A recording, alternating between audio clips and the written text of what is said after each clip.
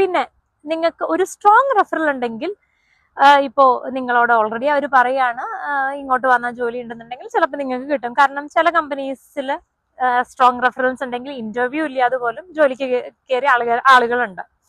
പിന്നെ ചിലവർ എന്നോട് എക്സ്പീരിയൻസ് ഷെയർ ചെയ്ത് പറഞ്ഞിട്ടുണ്ട്, ചില ആളുകളുടെ കമ്പനീസിൽ ജോബ് റെഫറൽ ഫോം ഉണ്ട്, അതിൽ നിങ്ങൾക്ക് ഓപ്ഷൻ പോലും ഉണ്ട് ഫ്രണ്ട് ആണോ ഫാമിലി ആണോ എക്സ് കൊളീഗ് ആണോ എന്നുള്ളത് ഇത് കാണിക്കാൻ വേണ്ടിയിട്ട്. അതാണ് ഇവിടെ റെഫറൽ അത്രയും ഇമ്പോർട്ടന്റ് ആണ്. അതേപോലെ തന്നെ റെഫറൽ ബോണസ് കൊടുക്കുന്ന കമ്പനീസ് ഉണ്ട്.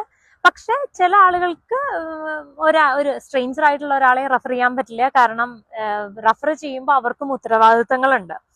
പിന്നെ വേറൊരു കാര്യം ഞാൻ ഇവിടെ IT ജോബ്സിന്റെ കാര്യത്തിൽ കണ്ടിരിക്കുന്നത്, ജോബ് ഡിസ്ക്രിപ്ഷൻസ് വളരെ അൺറിയലിസ്റ്റിക് ആണ്. അവർക്ക് എല്ലാം ചെയ്യുന്ന ഒരാളെയാണ് വേണ്ടത്. ഇപ്പൊ ഇന്റർവ്യൂസ് പോലും അറ്റ് ടൈംസ് അൺറിയലിസ്റ്റിക് ആയിട്ട് തോന്നിയിട്ടുണ്ട്, കാരണം they ask for every skill sets.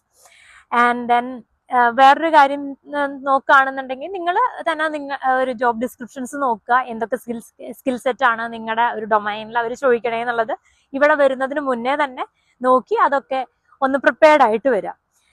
പിന്നെ ഞാൻ പറഞ്ഞല്ലോ റെഫറലിന്റെ കാര്യത്തിൽ അത് റിസ്ക് ഉണ്ടെന്ന് പറഞ്ഞത്, കാരണം ഇപ്പോ ഇൻ കേസ് നിങ്ങളെ ഒരാൾ റെഫർ ചെയ്യാണ്, നിങ്ങൾ എന്തെങ്കിലും അവിടെ മിസ്റ്റേക്ക് ചെയ്തു എന്നുണ്ടെങ്കിൽ ഈ ക്വസ്റ്റ്യൻസിന് ആൻസർ പറയേണ്ടത് നിങ്ങൾ റെഫർ ചെയ്യേണ്ട ആളാണ്. അപ്പൊ അതുകൊണ്ട് ചില ആളുകൾക്ക് റെഫർ ചെയ്യാനും ഒരു പേടി ഉണ്ടാവും.